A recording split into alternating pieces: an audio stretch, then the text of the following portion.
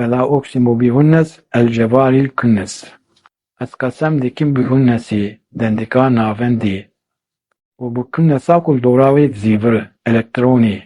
Ez qesem dikim bi rojê û bi geşterikiyên li dora wî. Ez qesem dikim bi galaksiyan û bi yên din. Yanî di kaînatê de qanûna ku Sunetullah pê girêdayî ye, heyzeke kişandina navendî û li dora wê elektron. Heyzeke kişandina navendî, galaksiyan û geşterikiyên din yên li dora wan. Aynî qanûn her tişt di rewşa zêverînê de yê. Em dibêjin ku her tişt ji çi pêk hatiye? Kî bibêje? Her tişt ji atoman pêk hatiye. Atoma herî biçûk çi ye? Atoma hîdrojenê ye. Di eslê xwe hemû element îzotopin. Atoma hîdrojenê ne. Ji yekbûna wan a ezmaran cûr bi cûr pêk bûne. Wekî ku hûn niha li ser ekranê dibînin di Îsra 44 de heft qat asîman û hemû tiştên ku di nav bêra wan de ne, Xwedê tesbîh dikin. Tesbîh çi ye? Zikir çi ye? Zikir navê dubarekirina navê Xwedê ye, ku ji hîla cin û mirovên xwedî îradeya azad tê kirin. û tesbîh çi ye? Navê dubarekirina navê Xwedê ye ku ji hîla hebûnên bê îrade tê kirin. Ji veynî mirov û cinan ma îradeyê hemû hebûnên din hene?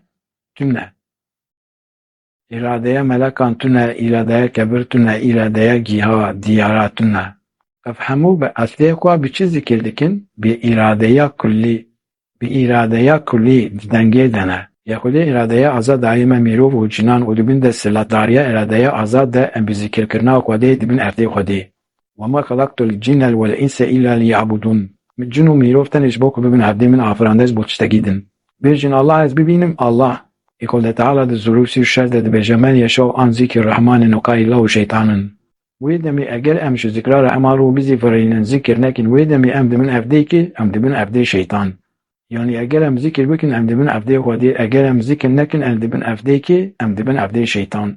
Xwedê her tiştî ji reynî mirovan ji bo mirovan hafirandî û bi îradeya kulî dibin kontrolê de ne. Ji bilî wê em mirovên Xwedî îradeya cizî hene.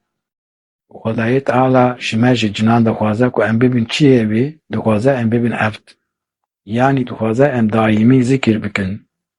Mîsal di laboratuwarekê de misilmanek dibêje, em misilmanan bawer dikin ku her tişt Xwedê zikir dike. Ev zilamê ejnebî di nava şaşwaziyê de dimîne û dest bi lêkolîna Qur'anê dike. Di dawiyê de li ayeta Bakara 26 perara xwe dide ku di ayetê de dibêje Xweda şer nake ku mîsala pêşiyekî bide. Eger em misilmanan rast dibêje, eger pîrtûka misilmanan rast dibêje, wê demê pêşiyek jî gerek çi bike? Gerek navî Xwedê dubare bike.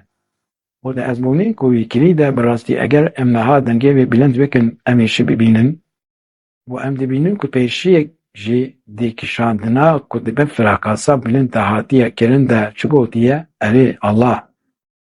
Lewra her tişt bi eslê xwe çi tîne bîra me? Xwedê tîne bîra me, zikrê tîne bîra me.